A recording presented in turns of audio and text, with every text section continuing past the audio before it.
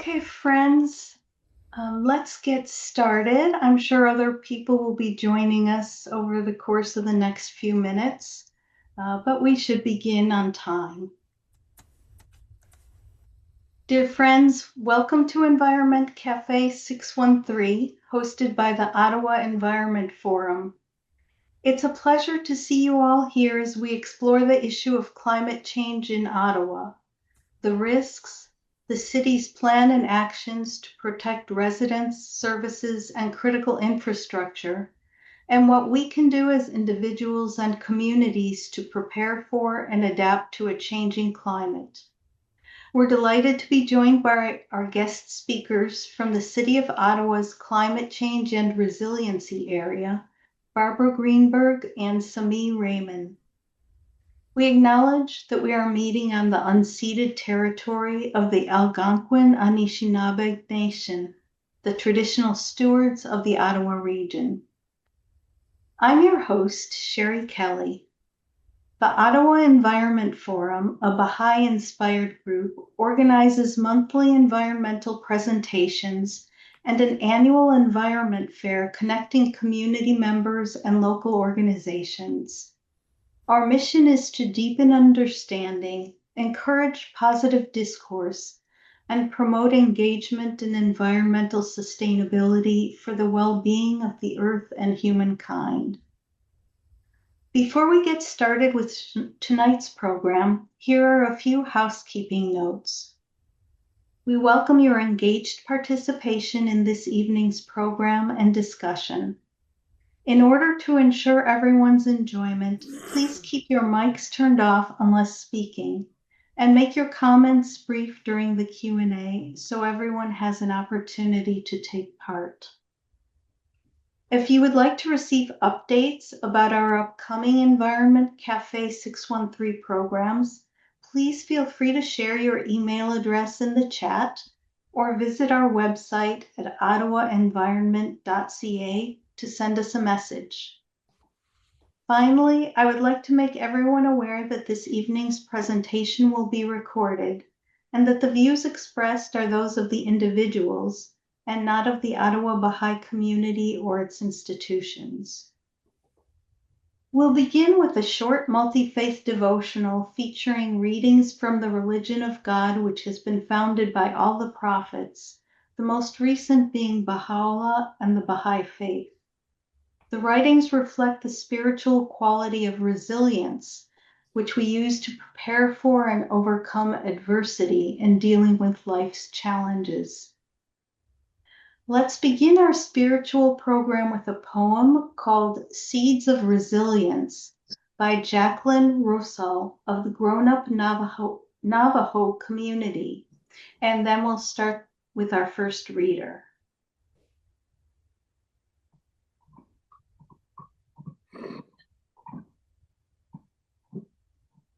O beautiful being, be grateful you are the kind of flower which blooms in the hardest places. What a gift it is to surprise people.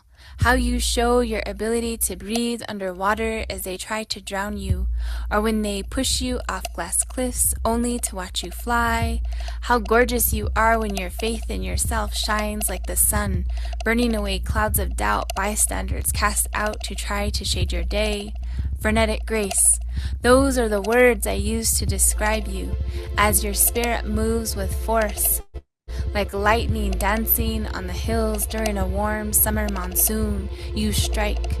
As your presence illuminates our dark world, we see you.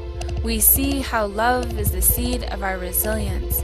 You show us that the trauma you've endured, survived, has not defined you. It is not the excuse for you to fall on top of when life challenges you, but it is the reason you can feel the love so intensely. You survive love droughts. You survive love that hurts, love that was unkind, never surrendering power, your power, to the struggle.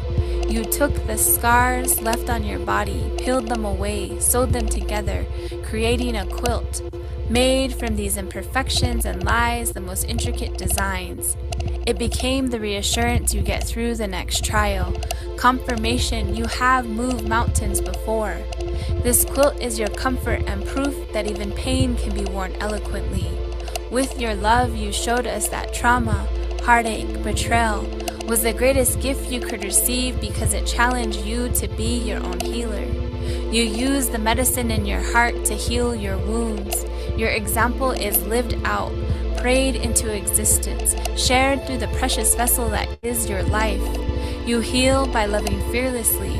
You heal by giving with grandeur. You heal by the constant help you offer your brothers and sisters. You've healed. You healed. Your medicine is potent. It's priceless treasure, and instead of guarding it in fear as though it will run out, you pour it on thick to all who are hurting. Scarcity was not the way you were taught. You live in poetic reciprocity. This is the love language of your people. You save what we have left, not solely in hope, but with action. Actions of your beating heart. Actions of your helping hands and your strong backbone. Actions that not only heal the pain, but harvest seeds in gardens that will take generations to grow.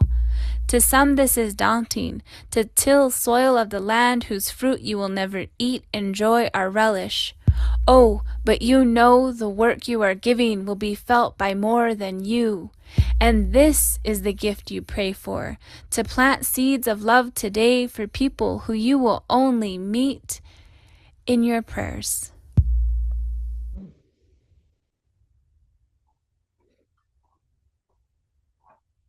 Judaism. Yea, though I walk through the valley of the shadow of death, I will fear no evil, for thou art with me. Thy rod and thy staff, they comfort me. Psalm 23:4. The Baha'i Faith. Be generous in prosperity and thankful in adversity. Be worthy of the trust of thy neighbor, and look upon him with a bright and friendly face. Be a lamp unto those who walk in darkness, and a home to the stranger. Be eyes to the blind, and a guiding light unto the feet of the erring.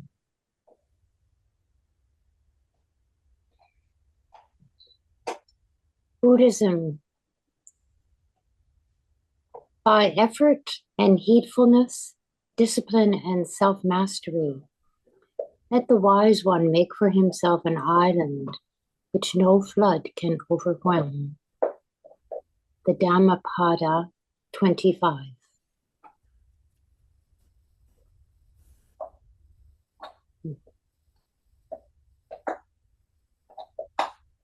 Indigenous. Go forward with courage. When you are in doubt, be still and wait. When doubt no longer exists for you, then go forward with courage. So long as mists envelop you, be still. Be still until the sunlight pours through and dispels the mists, as it surely will. Then act with courage. Traditional teaching cited as Native American wisdom.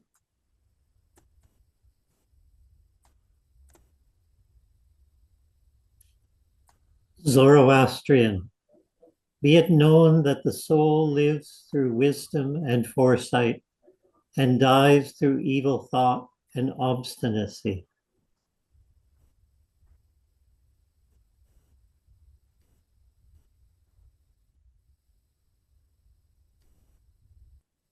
A man asked the Prophet, peace and blessings be upon him, O Messenger of Allah, should I tie my camel and trust in Allah, or should I leave her untied and trust in Allah? The Prophet said, tie her and trust in Allah.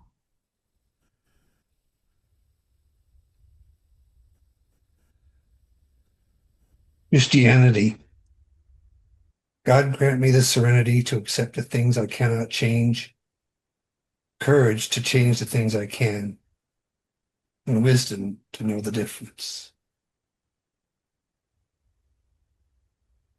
Thank you, readers, for sharing these beautiful selections of spiritual wisdom throughout the ages. Now it's my pleasure to introduce our speakers, Sami Rehman and Barbara Greenberg. Since joining the City of Ottawa in 2008, Sami has worked on many programs and policies with various city departments, including planning, community sustainability, environmental services, and climate change and resilience. Previously, Sami worked with various environmental organizations, such as the Grand River Conservation Authority, the Royal Botanical Gardens, and the Nature Conservancy of Canada. His professional interests are to better understand planning, decision-making processes, and actions that reconcile human activities to support resilience and enable socio-ecological sustainability. Barbara Greenberg is a program coordinator for partner and stakeholder initiatives in the Climate Adaptation Branch at the City of Ottawa. She is passionate about helping Ottawa adapt to a changing climate and build a resilient, equitable future. She brings experience in municipal governance and equity-focused research, including work as a counselor's assistant and as a research assistant in Ontario's child welfare sector. Her professional interests include climate action grounded in equity, collaborative decision-making, and building partnerships that advance long-term resilience. Friends, please join me in welcoming Sami and Barbara.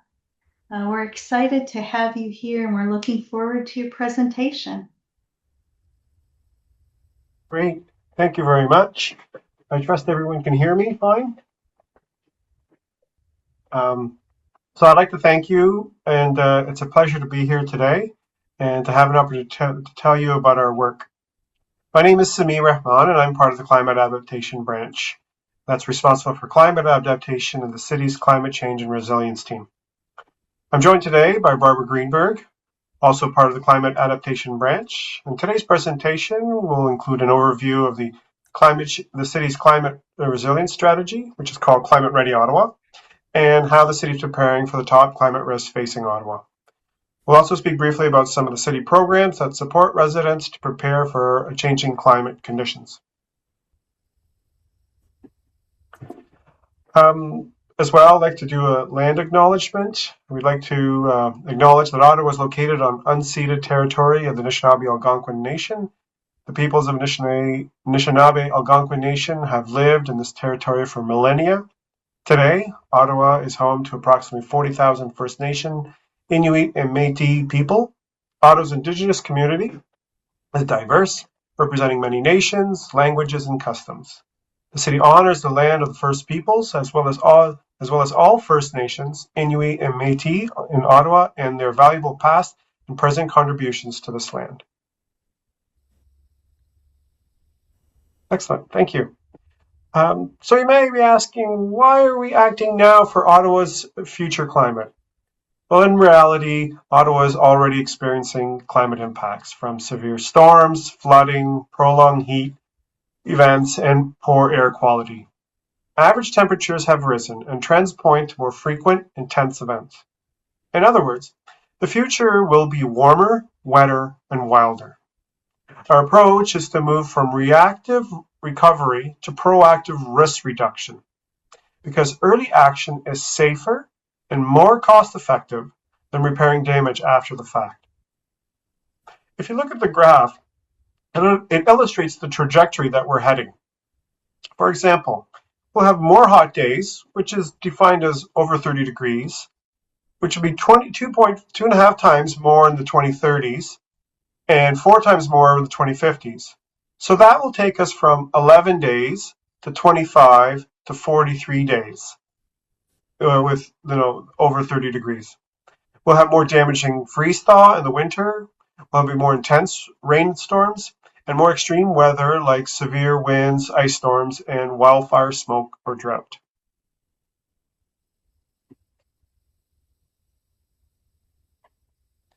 Now, this is a common slide we put up just to remind ourselves and as well as to ground us in the reality that we live in.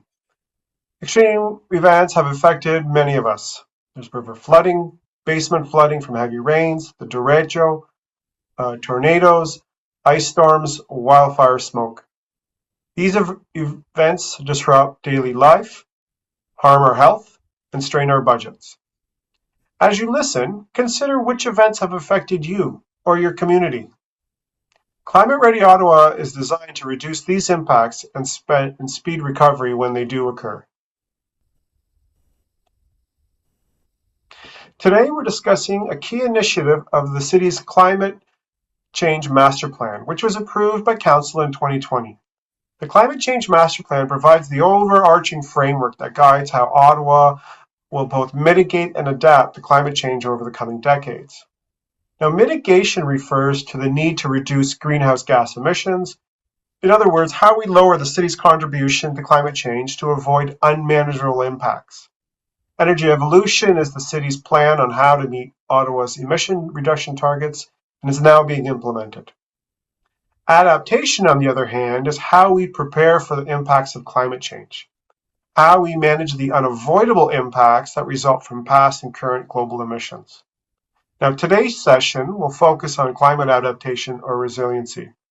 If you want more information on steps being taken to reduce Ottawa's emissions, it can be found on ottawa.ca. So, Climate Ready Ottawa. This was approved by Council in November of 2025 last year.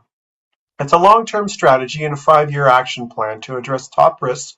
This includes extreme heat, flooding, shifting seasons, and severe weather.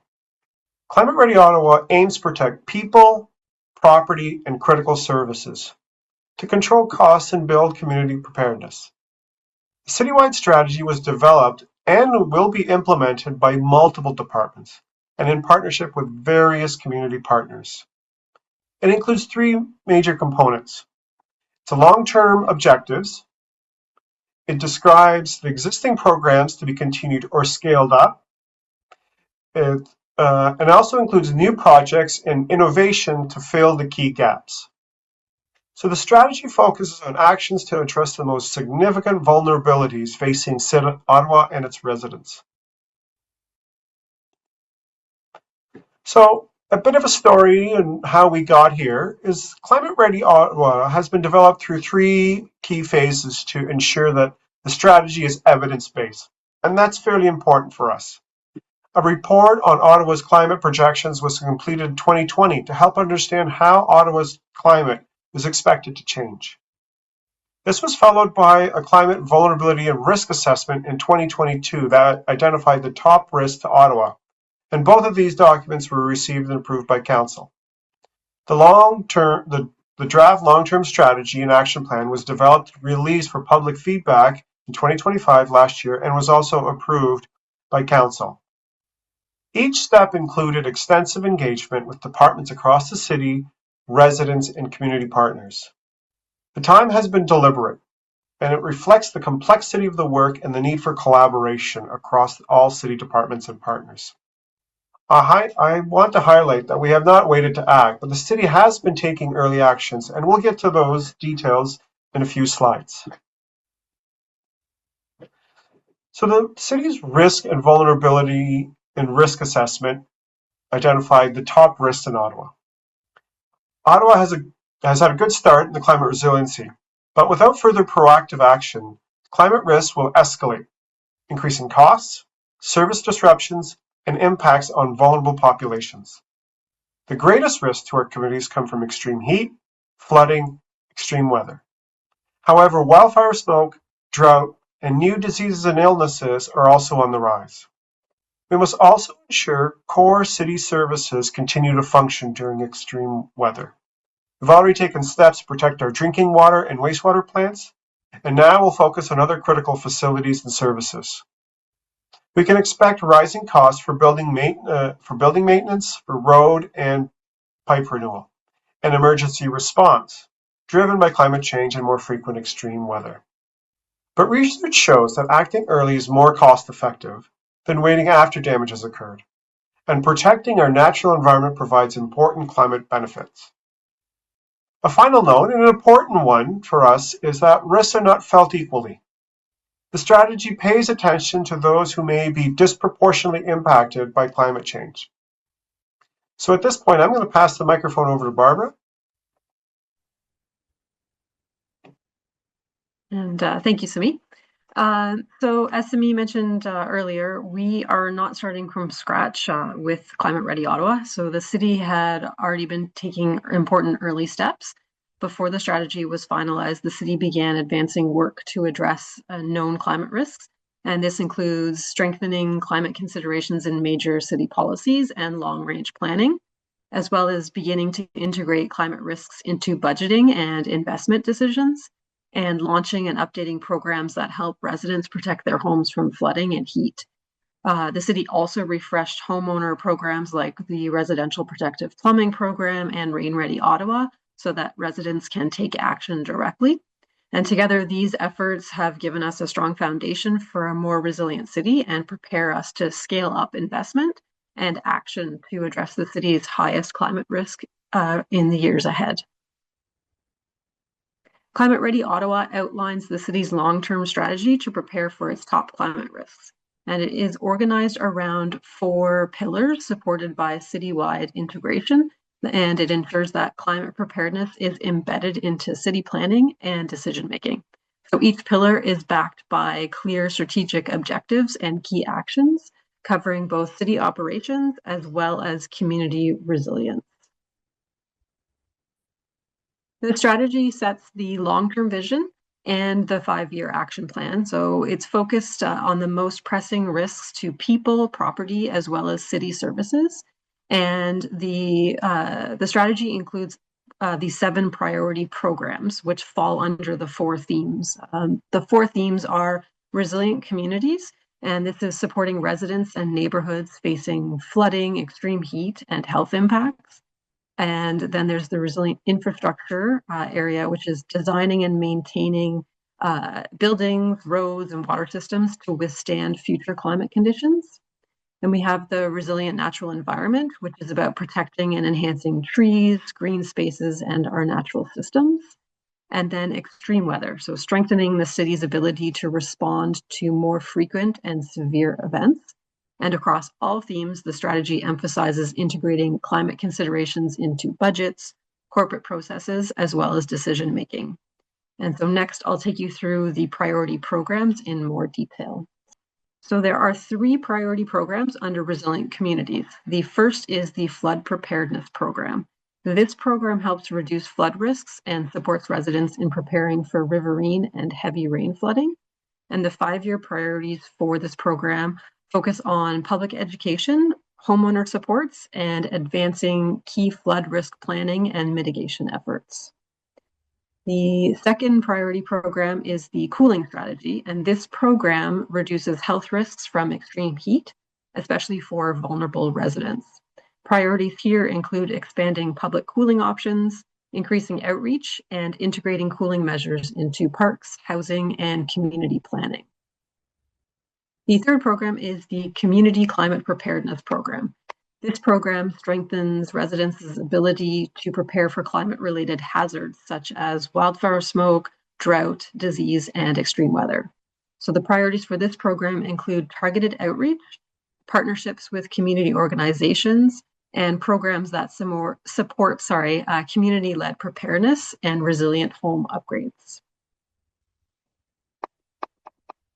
Climate Ready Ottawa includes 2 programs focused on building resilient infrastructure. So the first is the Critical Infrastructure Program, and this program strengthens essential services, including drinking water and wastewater, so they can continue to operate during extreme weather.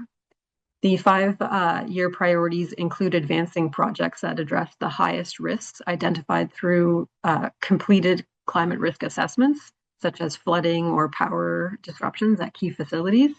And the city will also complete additional assessments and develop adaptation plans for other critical sites to ensure services remain reliable during future climate events. The second program is the Climate Ready Infrastructure Program. And this program ensures that new and renewed infrastructure across the city, so things like sewers, roads, parks, buildings are designed for future climate conditions. So priorities here include updating design standards and using pilot projects and feasibility studies to test and refine new approaches and expanding the use of nature-based solutions. So this work identifies practical but also cost-effective solutions that can be integrated into future capital planning and infrastructure renewal. The sixth priority program focuses on a resilient natural environment. So this includes projects to strengthen the urban forest and protect other natural assets with targeted plantings, as well as preventative tree maintenance, forest health management, wildland fire risk assessment, and management of unstable slopes. So this work complements existing programs such as the Urban Forest Management Plan by focusing on the key risks related to wildland fire, pests and diseases, as well as drought and storms. So the final program focuses on strengthening the city's preparedness and response to extreme weather. So while the city has a strong municipal emergency planning already, recent events such as tornadoes, floods, ice storms have really stretched the capacity of that planning. So this program is set to enhance the city's ability to manage the increasing frequency and severity of extreme weather. So the 5-year priorities include improving response plans and training, as well as investing in equipment that supports severe weather operations and strengthening coordination across departments. So this program will help to deepen the partnerships the city has with the private sector, as well as not-for-profit organizations and community groups to support response and recovery, particularly for residents that are most at risk. So building a resilient city is a shared effort, and there are practical actions that residents can take to protect themselves as well as their communities. There are simple but important actions that people can take at the household, community, and neighborhood level. So first, protecting yourself and your household. So this includes things like building an emergency kit and being prepared for heat, wildfire smoke, flooding, and power outages. It's also about knowing how to stay safe during extreme weather events when they do occur. Second, preparing your community. So communities can create or update emergency plans. It's also thinking about smaller things like clearing catch basins when you know that heavy rain is expected. There's also, planting trees or creating community gardens to help reduce heat, but also to work as management for potential flooding. And finally, looking out for others. So remembering to check on neighbors during heat events or storms, and those things can make a real difference. Volunteering or sharing information with residents who may be more vulnerable than yourself helps to ensure that no one is left behind during an extreme weather event. So the city offers practical supports to help residents reduce climate risks at home and in their neighborhoods. So together, these programs help reduce damage as well as lower recovery costs and make homes safer during extreme weather. Small improvements at the household and neighborhood level add up to a more resilient city. So first, making your home climate ready. The city offers several programs to help residents protect their homes from flooding and severe weather.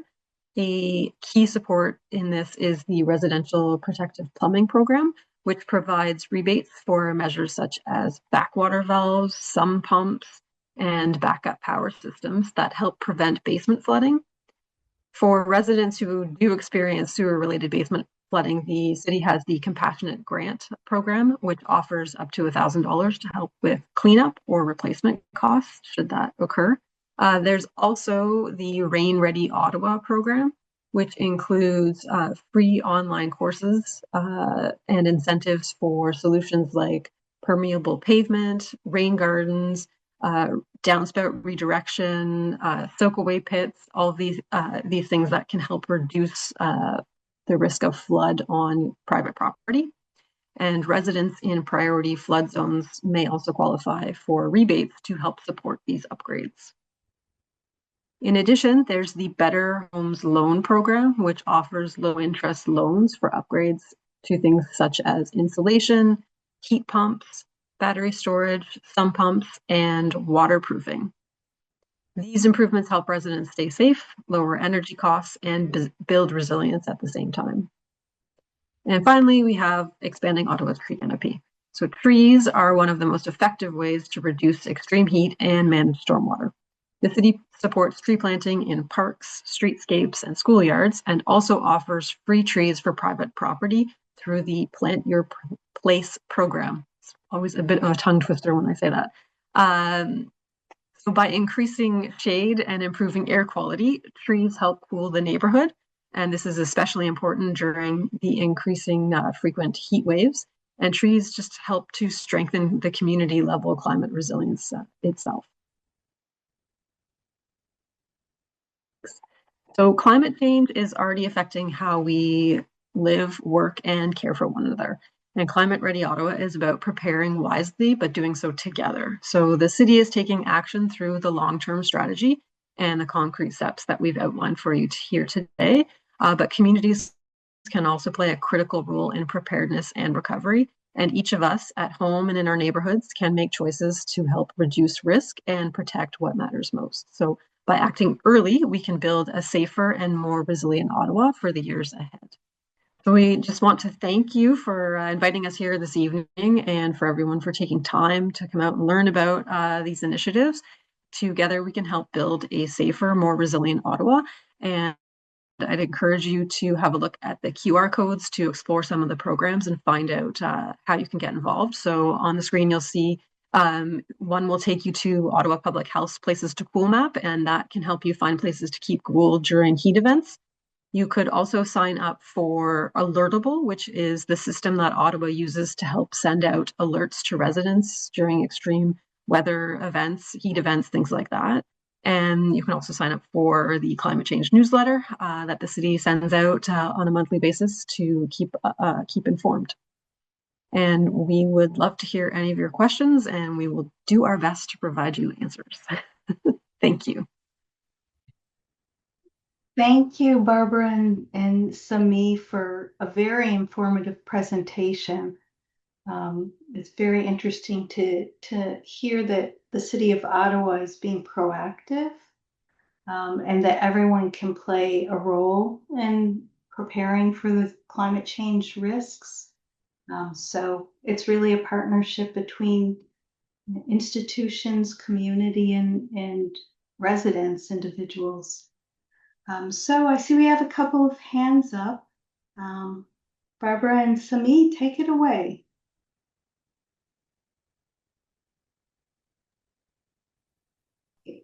Yeah, I think Bill did, and Okay. then Letitia. So this was really a pretty good insight into what we got going here in Ottawa. I'm really kind of proud of how well our city is functioning. I didn't see anything in there with regard to drought, and we had substantial issues in southern Ottawa where the messaging was very good in terms of signage and trying to tell people what or show people what they need to do to manage the water situation during that drought period.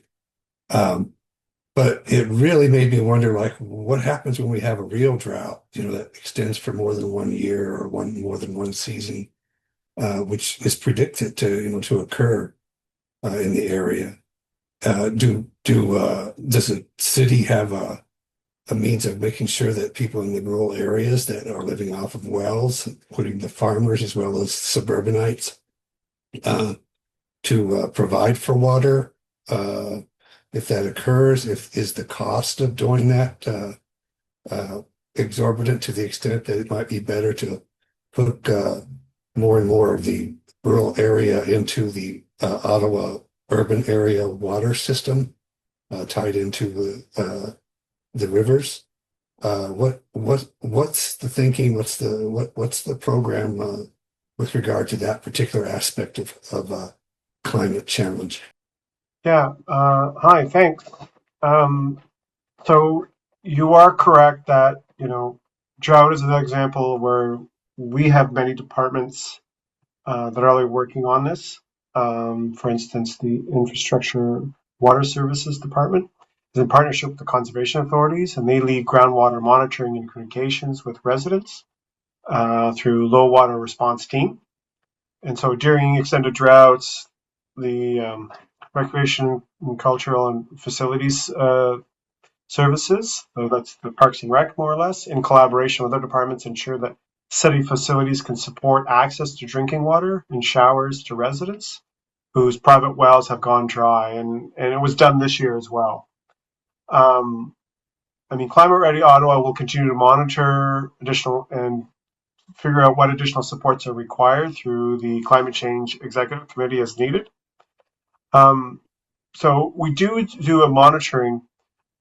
The challenge, honestly, is as you pointed out, is that wells are private services, and so it's not on city. It's not ultimately the city responsibility, but we are trying to offer services in terms of monitoring, communicating how they can cut back, and then offer facilities that could help those with low wells. Letitia, would you like to go next? Yes.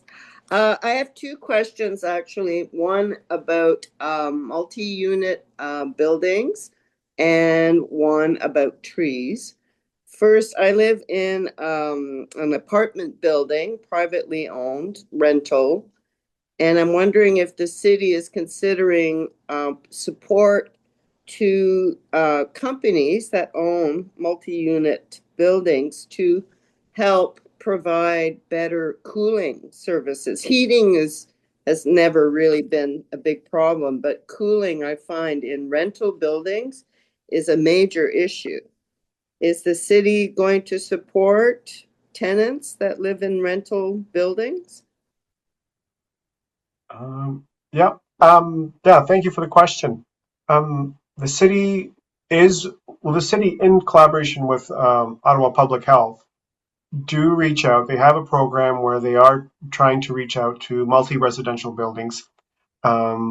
We've heard the experiences from other provinces, especially during the heat dome, where a lot of the people that did not make it through that were in residential buildings, multi-unit residential buildings. So they are working with landlords and trying to figure out ways of how to communicate to them, and as well as how to advise them to take which actions to take to mitigate sort of their risks.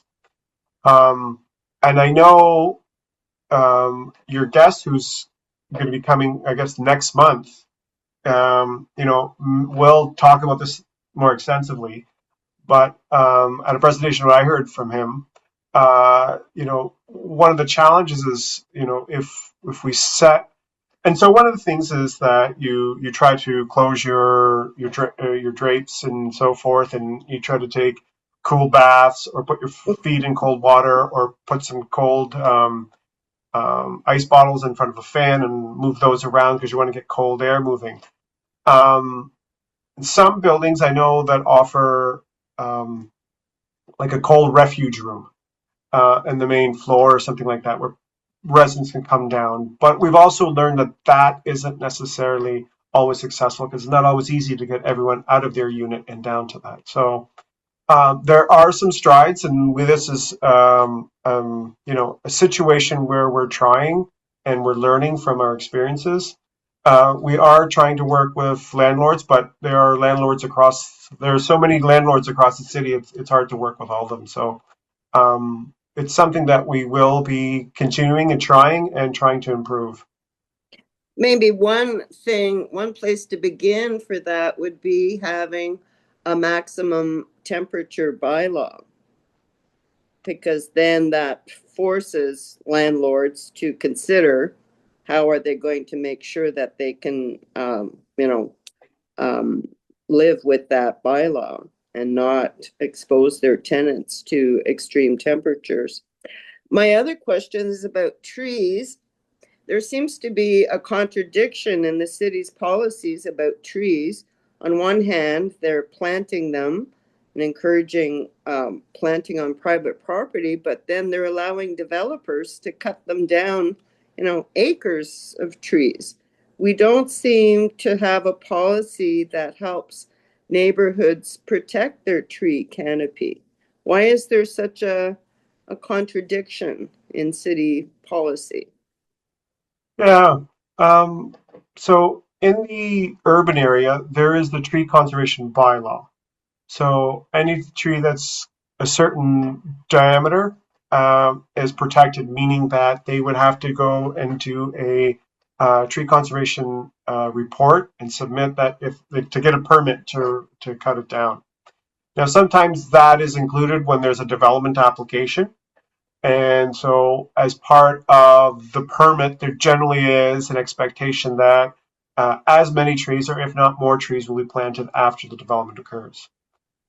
Outside of the city, of the urban boundary in the rural area, there is not in a bylaw. So the bylaw does not extend outside of the urban boundary, and we've had some struggles with how to enforce it. But the reality is we don't have that in place. So yeah, that's the reality that we live in terms of the decision and the bylaws that exist. We are going through plans now where we're looking for opportunities to plant in public spaces, right of way, public parks, and so forth.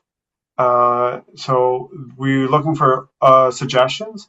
And as well, we offer programs for if there's planting to be done on private properties as well. So, Thank you. and part of one of the actually interesting things that, and I think Barbara touched on it, is that we are doing a planting strategy that actually looks at the low equity areas, though the areas that have the high equity deserving areas, and as well as that have a low canopy cover, and they're actually targeting these areas because there's been an equity analysis, the tree equity analysis that was completed recently, and so there's focus on a number of neighborhoods right now in the next few years of how they can go about and trying to get the canopy cover in those areas. That's great. Thank you. You're welcome. Wonderful questions. Next, we have a question or comment from Sean, and then there's a question from Aida in the chat. Sure. Thank you, Sami and Barbara, first of all, for an excellent presentation. It was an eye-opener to learn that the city is planning ahead and looking at strategies to mitigate what's certainly coming down the pipeline quickly and surely. My questions are taking off from Letitia's. They certainly is, to us residents, there certainly seems to be a conflict between the city's urbanization with the downtown core becoming a concrete jungle, and then creating green spaces to mitigate or to provide cooling effect. So that's certainly a concern, and I'm not sure the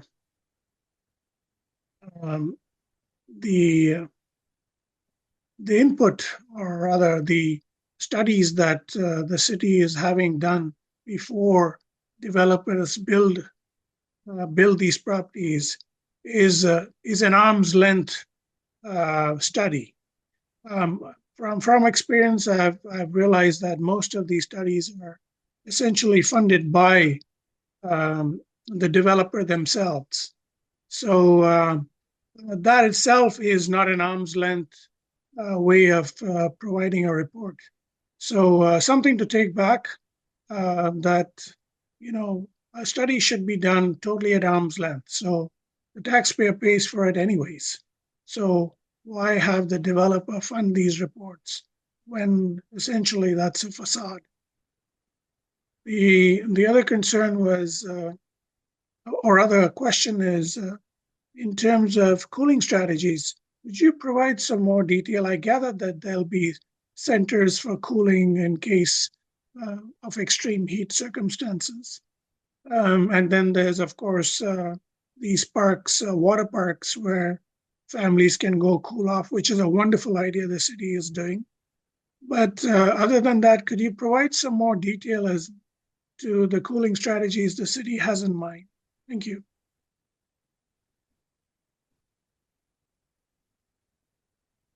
Sure.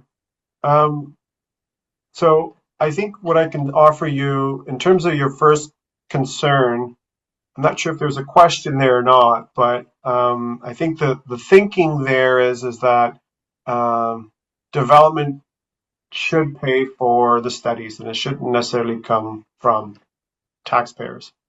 So they pay for it. The thinking is that when they submit it to the city and city staff, review it, that's the peer review and that's the verification. And sometimes there's some back and forth until it's get to a point where it can be approved. So city staff, we do have city staff that go through those reports and offer feedback and say, this doesn't satisfy our policies or this isn't sufficient. So there's that back and forth.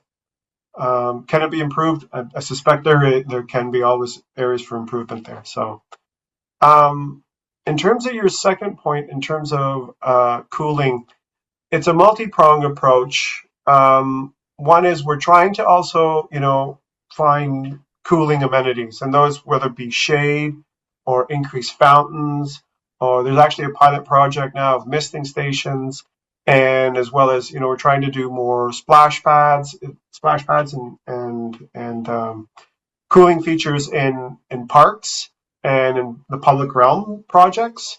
So anytime where it's city owned, we're trying to offer and trying to promote opportunities for those sorts of things, specifically shade and access to water, and as well as those cooling facilities.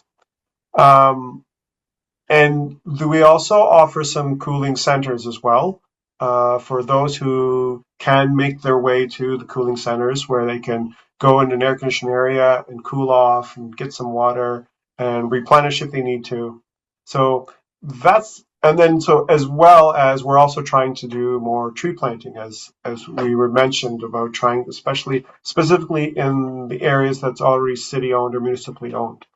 So that pronged approach is how we're trying to bring forward the cooling strategy.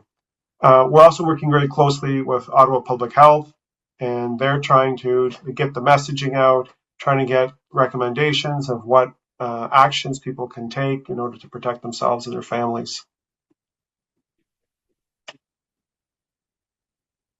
That QR code that Barbara had at the last slide, places to cool map. That also can be one of those apps that you can download, and then that'll point you to those cooling places, and you can find where the nearest one is for you.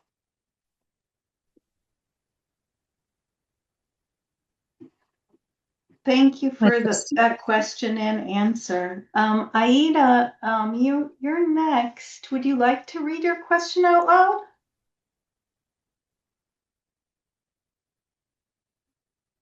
Okay, it says... certainly, I can read it. Okay, hello, sure. everybody. Thank you for the presentation.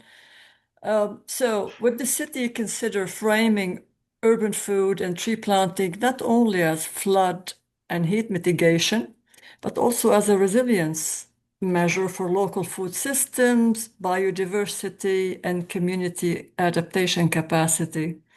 I know your focus was on adaptation today, but still, in that context, perhaps you could share your thoughts about this, broadening the framing of planting food and trees.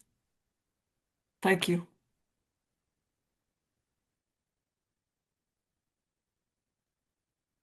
I would say that certainly the city does see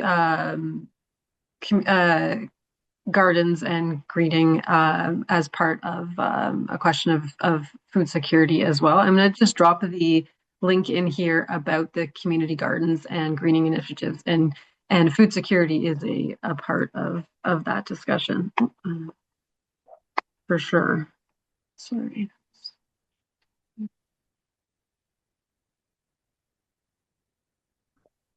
Thank you, Barbara. Aaron and Stephen and Brenda each have their hands up. Aaron, why don't we start with you? Hello, and thank you to our presenters. I think this follows nicely on Aida's question, and that is, I'm wondering whether the city gives priority to strategies that can both mitigate and adapt to climate change. So, for example, an idea that wasn't mentioned in the presentation is EVs or electric vehicles, which they reduce air pollution, which is key when we get the wildfire smoke. They can serve as backup batteries, of course, when the power goes out, which can keep a whole house running even. And they also reduce greenhouse gas emissions compared to gas vehicles. So I'm just wondering whether there are strategies like that are given priority by the city because they both mitigate and help us adapt to climate change. Thanks. So that's a great question. I also put another link into the chat there's a page about how the city is supporting electric vehicles. So there are charging stations as well as electrifying the city's own fleet of vehicles as well over time. So there are the city buses and as one of those. And then there's the municipal green fleet itself. So it's interesting that you mentioned, that these vehicles can also be sort of backup batteries, and that's something that we've definitely heard before in consultations and discussions. And backup battery power is something that is being explored in terms of generators and things like that for facilities and things. Which would be sort of under the emergency preparedness program. That is a program that those discussions are sort of just beginning in terms of the generators and things like that. So, but you're at least the third engagement where someone has mentioned the sort of crossover in that respect.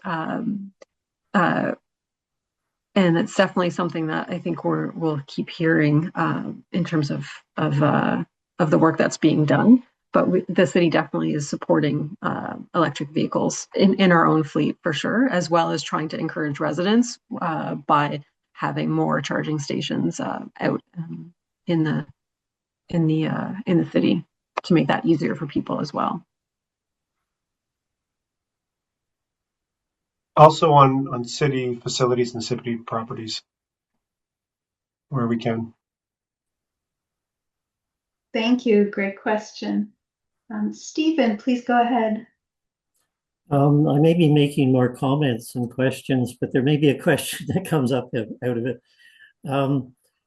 In the downtown area of Ottawa, there has been a lot of work done with, I've been involved with a tree survey program by the community, within the community. It's all volunteer.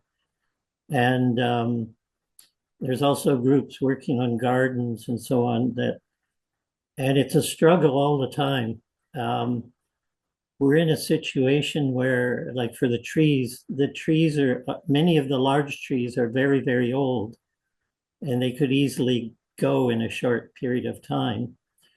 And the planting of trees downtown is way behind what it should be. There have been some successes with the city planting more trees, but it's still way behind where it should be. Developers can pay money in cash in lieu of planting trees and developing green spaces. There's a problem too with planting trees, and then do they get watered? Especially if the city's planting them, and sometimes it happens, yes, and in other places it's no.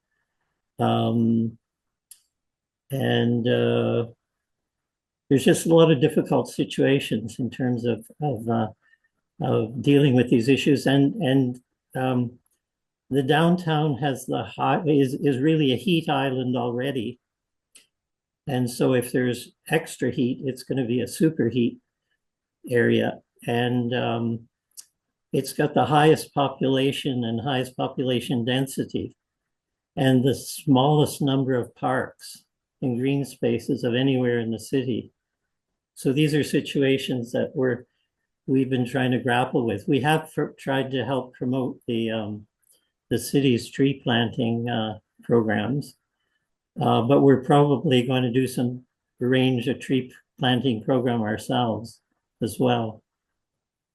Thank you, Stephen. Sami or Barbara, do you want to comment on that? I agree with you. It's a great comment, and you're right. It's a very difficult situation of trying to get trees to survive.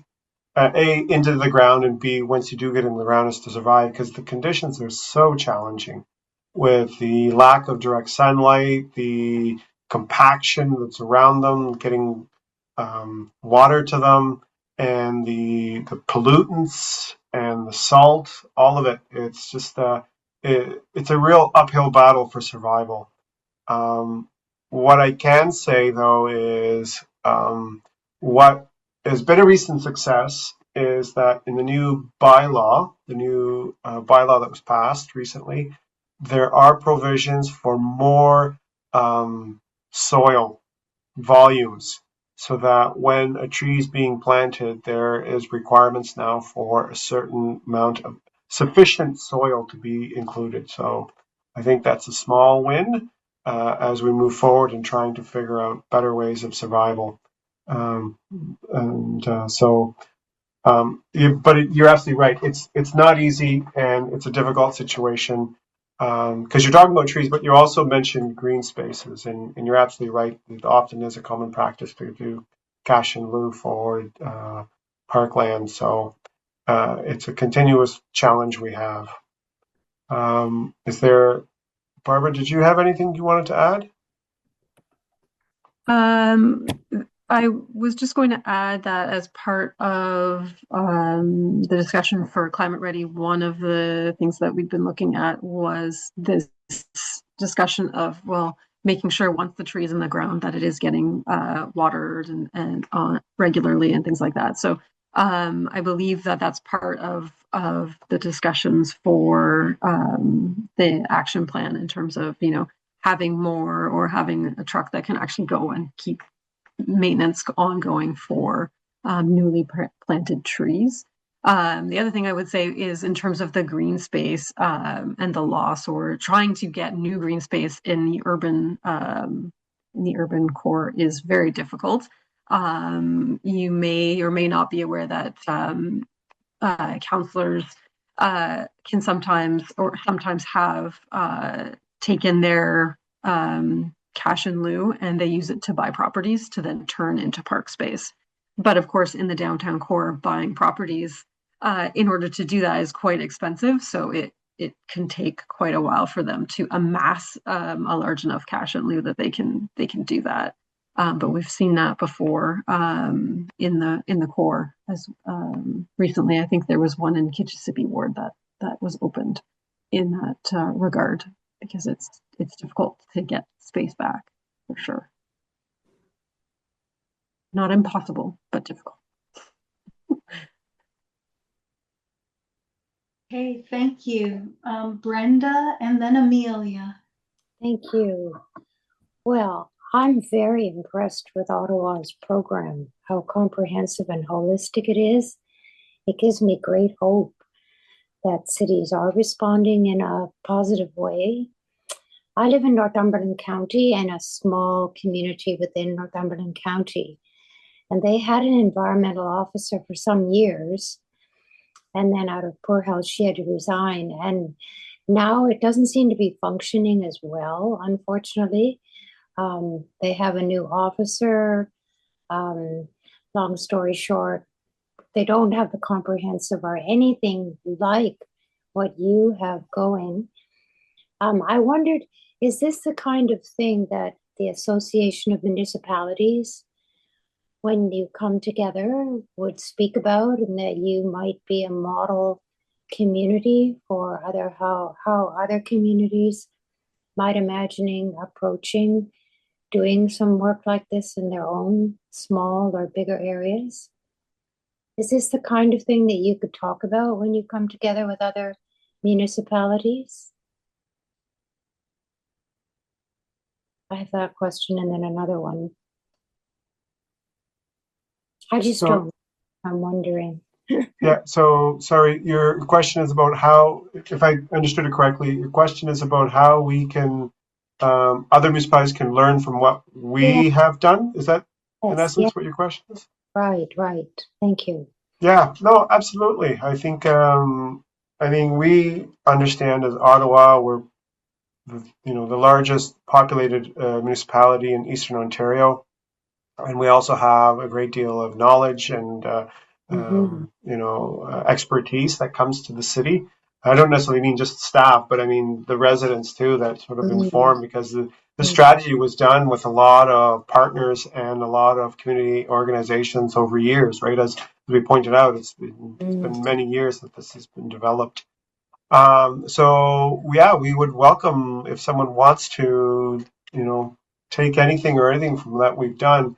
The only thing I would caution is that every community is different, and every community is going to have different risks, and every community is going to have different vulnerabilities. And so, and they're welcome to look at how we approach the risk and vulnerability assessment, and to actually even look at how the future projections are going to be. What we did was for the national capital region.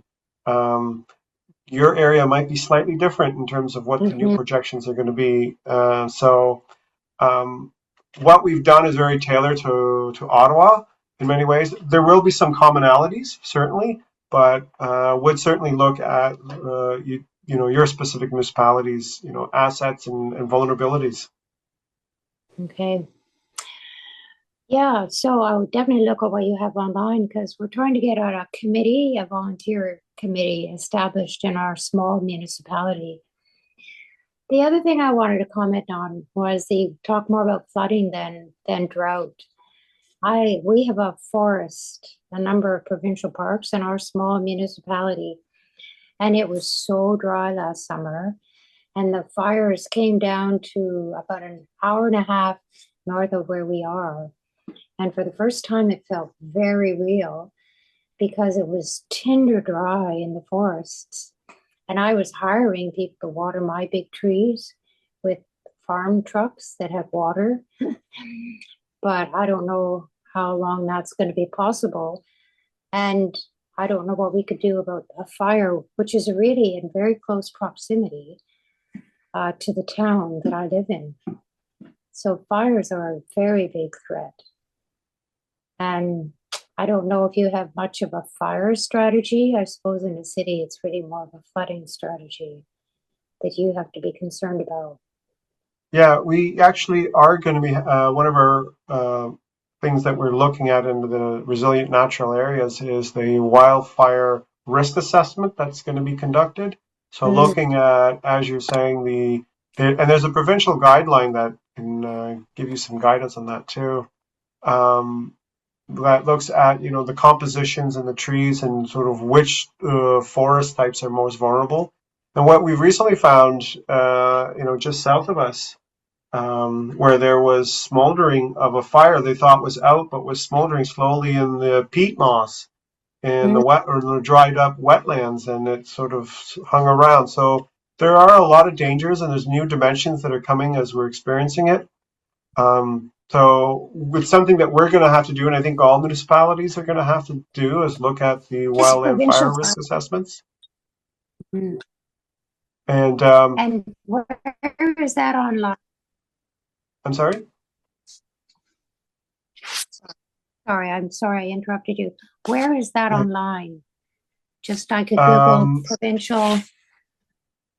So I think it's called, if you Google, I'll look it up in between, but if you look at Wildland Fire Risk Assessment, Province of Ontario, you might be able to find it, guidelines that they offer.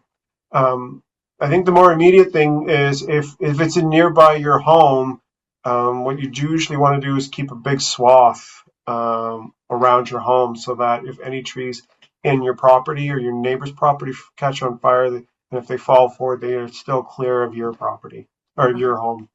Right. It's like a natural fire break, really. Thank you very much. Hello. Thank you for your presentation. It was very enlightening as to what we as residents and what is being done by the City of Ottawa in regards to the climate crisis that's happening and its effects. But I just have another question about the trees. Just behind my house, there's a woods, and I think at least a decade ago, there was this like plastic floor thing that was put on the ground, completely covered the ground. And I'm assuming it was put there to prevent weeds from growing, but it's kind of killing the forest because nothing new can really grow. And I know this isn't really about planting trees, and it's more maintaining the green space, which might not be which might be a little bit besides the point. But I'm just wondering, I know, like, what is going to be done to maintain the green space, because I think that's just as important as planting more trees and fauna or flora that then like putting more. It's just as important to maintain it because our forest isn't in the best of health, and nothing. I haven't seen any work being done. No more trees are being planted there, and the trees are just dying. Yeah. So one of the things that we are looking at, or the city is looking at, is improving health monitoring of trees in the forest. So um, the city actually owns a lot of trees, and most of them being in the rural area. But one of the things that we are doing is looking at, and I'm assuming you're in the city of Ottawa as well. Yeah. Okay. And the trees behind you, are they?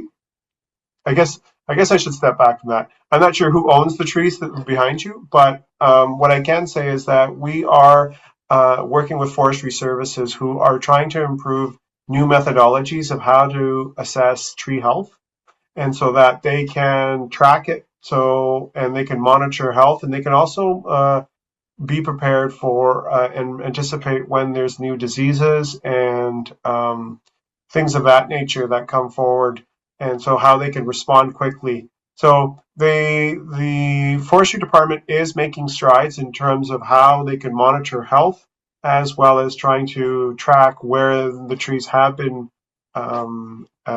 serviced and have been maintained, and so they can have a faster and more consistent approach to maintaining the trees that already exist. Okay, thank you. Sorry, I wasn't clear on that, but yes, the forest is owned and supposedly run by the City of Ottawa. Yeah, I'm not sure why they would have plastic on the ground. I suspect it may not even be done by the city. And it's not a common practice for the city to do that unless there is a very aggressive invasive species. That could be one of the scenarios, but not that common that we do that. Thank you, Amelia. I have a couple questions. I'm a little concerned they might be off the wall. But is there anything that we learned from the pandemic that can be applied by the City of Ottawa with regard to resiliency? In We have such a diverse population, but there's a need to be able to address everybody's needs, and there was a lot of infrastructure that got put together very quickly to help people, distributing masks and getting vaccines, etc. So, I mean, if you think about climate change and the fact that there are going to be emergencies that affect large numbers of people all at the same time, I'm wondering if there are some lessons learned that can be incorporated into the planning. So that's the first question. So, if I may, your question is, what lessons have we learned from COVID that could be applied to the diversity the diverse populations in Ottawa for resilience? Yeah, on a large scale, um, in climate change emergency situations, say a heat wave, a drought, um, wildfires close by, with a lot of smoke. Yeah, we did. So we are working with Ottawa Public Health, and in fact, we're working on a project now where Ottawa Public Health has learned, and they did learn through the COVID, is that the messaging that they were putting out during COVID wasn't reaching certain populations, and in fact, the messaging they were sending out was being misconstrued or in some places misrepresented. And so there was a lot of misinformation being shared. And so one of the things that we are working on now is coming up with very tailored and tailored information, messaging, and engagement approaches for the vulnerable and disproportionately impacted communities. These are communities that are often in the margins. And so we're working with groups as, service providers and frontline staff, and as well as other groups that represent equity deserving groups to figure out ways of how to communicate some of these productive measures as well as how to engage with them.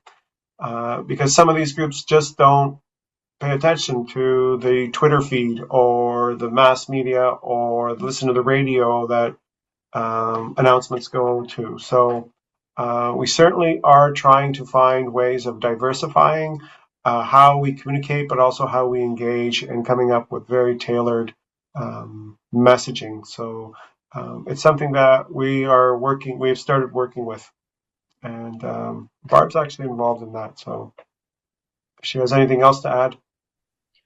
I would just add that part of that work is trying to actually almost to take information, but actually co-create the messages with different groups in order to not come in with something fully formed necessarily, but to have that sort of co-creation so that the message can resonate with the groups that it's going to be brought to. So it's kind of working with partners to kind of get that messaging that then can come from a different source that is a trusted source, so that we can get out messaging. Such right now, one of the things we're working on is messaging around heat and power outages, right? How to protect yourself in extreme heat and things like that.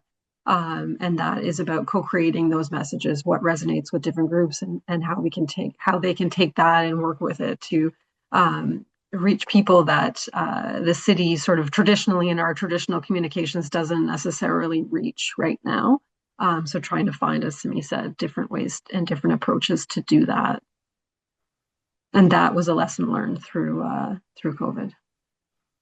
Great, thank you. And my second question is really around whether or not the city can go a step further in providing incentives for people to prepare. So I've heard a lot about communications, but in the environmental sphere where I feel like there's more effectiveness, it's because the government provides an incentive if you buy an electric vehicle or a heat pump, or like your Better Home Loan program. And so, for example, you showed like a preparedness kit. So if the city were more involved, you could actually make preparedness kits with what you think people need and offer them at a discount to residents, and be involved in the distribution, maybe through community centers. Or if we're talking about the heat issue, especially in multi-unit residences,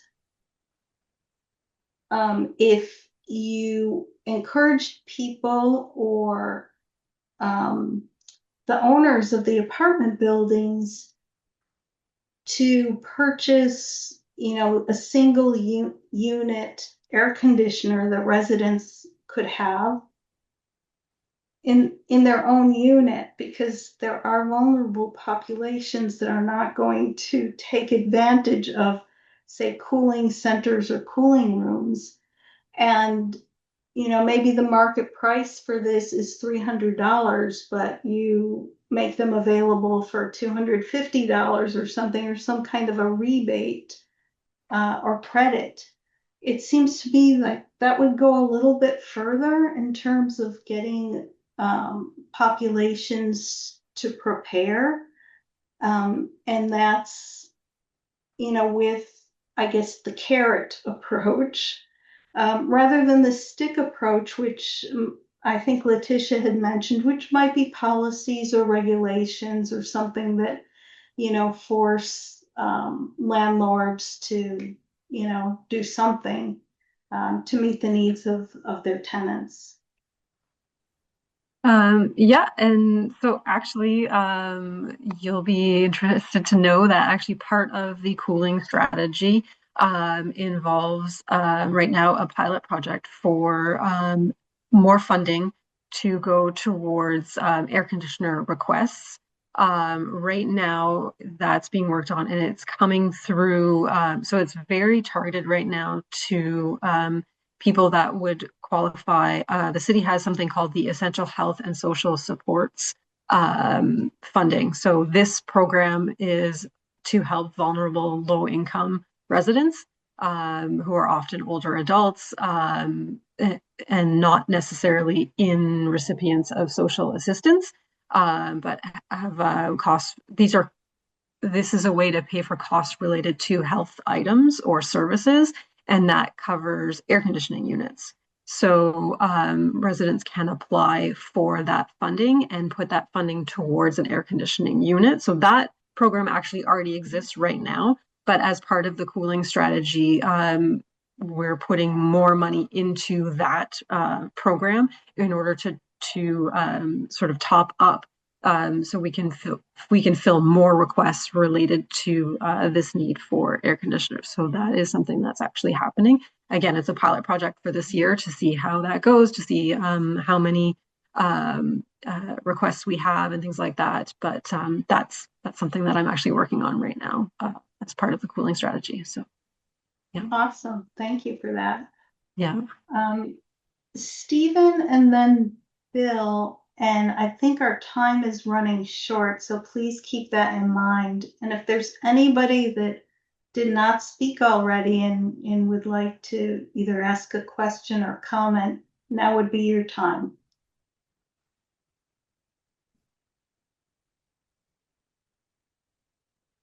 Go ahead, Stephen. Okay, something from a very different direction, and you're probably not dealing with this directly yourselves, is the social response to resiliency.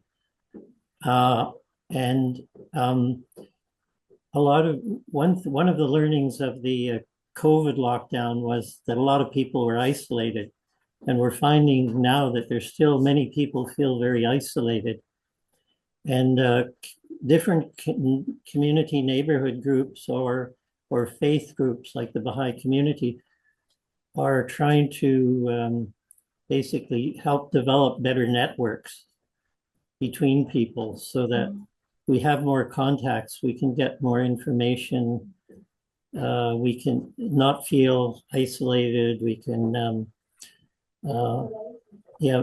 building relationships and maybe building and having discussions, small group discussions on different issues, so that we're maybe better prepared in a lot of ways for whatever comes. And of course, the resources like you have of you're talking about like emergency kits and stuff would add to that a lot too. But there's different groups that are doing different things in their neighborhoods and trying to build community, really. Any comments, Barbara or Sami?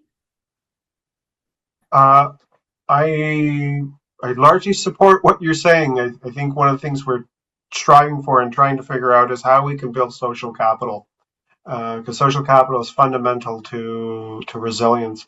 And when I say social capital, that's the sort of social network relationships, trust, and sort of reciprocal relationships that we can build in our communities will actually make us stronger. So I agree, and we're trying to figure out ways of how we can piggyback those social networks and that social capital so that we are aware of each other and can help each other out in situations where it's stress or there's a shock or there's some sort of climate hazard. Not an easy one to crack, though. Mhm. We're continuously being pulled apart. Yes, unity is very important in that aspect. Bill, did you want to make a comment? Yes, I didn't want to get in the way of anybody that hadn't commented already. I actually had a couple of things if I can get them out real fast. One is that the thread that I've heard, at least in terms of the questions, are around development versus environmental stewardship. And they seem to be in opposition and many times to each other. And I was wondering, in the line of what Aaron said about having approaches that take into account resiliency as well as mitigation.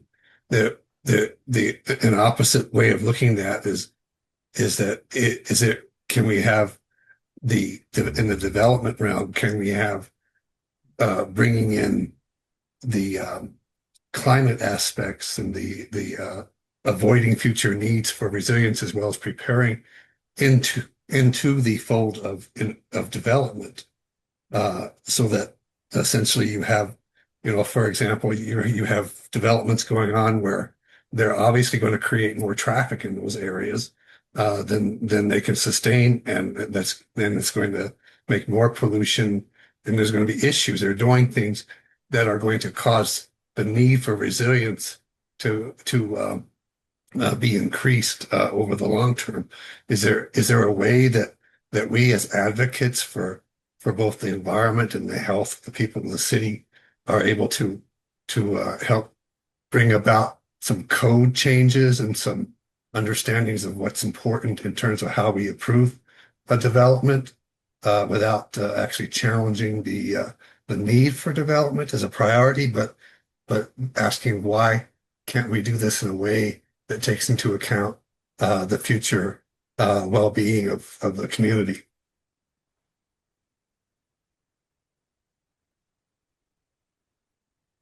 Bill, I think your question would warrant about another hour of conversation. It's a difficult question, and I applaud you for bringing it forward.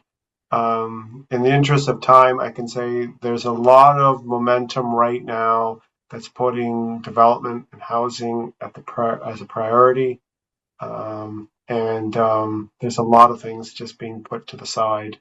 So yeah, it would be great if we could find some healthier balance between the two competing interests, but there are forces at play, strong forces at play right now that are prioritizing development in many ways. So it's not easy, and we try to make small wins when we can.